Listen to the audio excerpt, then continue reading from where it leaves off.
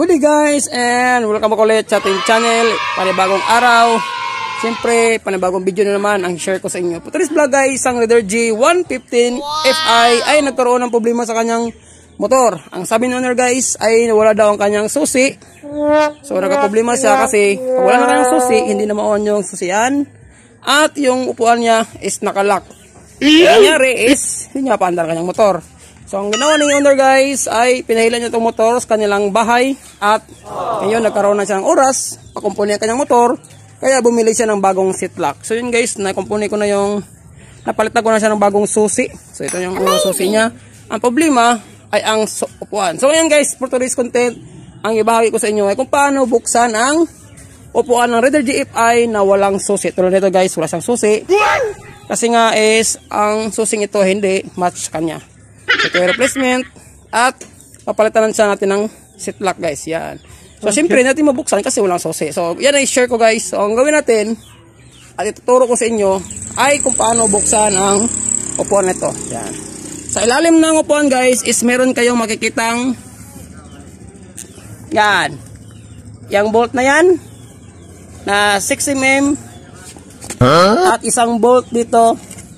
Klaro ba? Ito, katabi niya na 6mm. Yang dalawang yan, tatanggalin lang natin yan saka natin makita ang kanyang seat lock. Pakiawak ng camera loads. Dito lang, sa ilalim, silip mo lang. So, tanggalin lang natin itong dalawang bolt na ito guys. Yung tinuro ko kanina. Yan. Steady lang yung camera. Yan. So, siyempre, may katabi yan. Yung tinuro ko isa. Ito. Napakadali lang po ng video ito. Siyempre, malaking tulong itong video na ginawa ko sa inyo kasi nagkaroon ka rin ng problema sa inyong motor. Paano buksan ang seat, ang upuan na nawala yung susi. Yan. Siyempre, kung tingin mong video ito ay napakalaking tulong, hinihiwas po tayo lang subscribe. At pag-follow na rin sa ating Facebook page kung ikaw ay nasa ating Facebook page. Yan. Maraming salamat. So yun o, natanggal na natin yung dalawang bolt. Yan, siyempre maukang natin to. Yun. Napakadali lang, no? Kahit mga 5 minutes na video. Yan.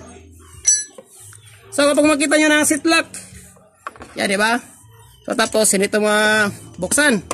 So ang gawin nyo, itong part na ito, hilain nyo lang siya ng long nose. Tulad nito guys, kailangan prusahin nyo lang.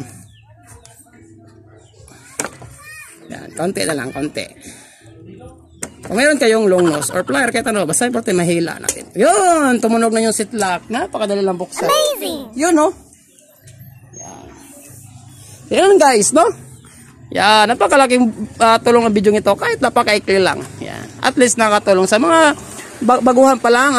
Tulang ideya kung paano buksan ng upuan na nawala yung susi at na-miss mo kung na-misplace mo kung saan mo yun na ilagay sa inyong bahay or nawala mo sa isang lugar. Yan. Sana sa video ito guys ay makatulong sa inyo. At maraming salamat sa laging panood at laging pagsuporta sa aking channel. See you sa aking next video. God bless. Shout out mo sa owner. Yan. Kaway-kaway boss. At lahat na nagpa-shout out dyan, kaway-kaway na rin. Yan. Yung mga nagpa-shout out sa akin. Yan. Sa ating Erwin Ramos. Si Ariel Ong. Annex Ong. Siyempre sino pa? Si Rocky Maramba. Si Kuya Lamoto TV. At sa lahat ng aking mga silent viewers, Baba Facebook at saka YouTube. Maraming salamat. Ride safe always. God bless. Bye-bye.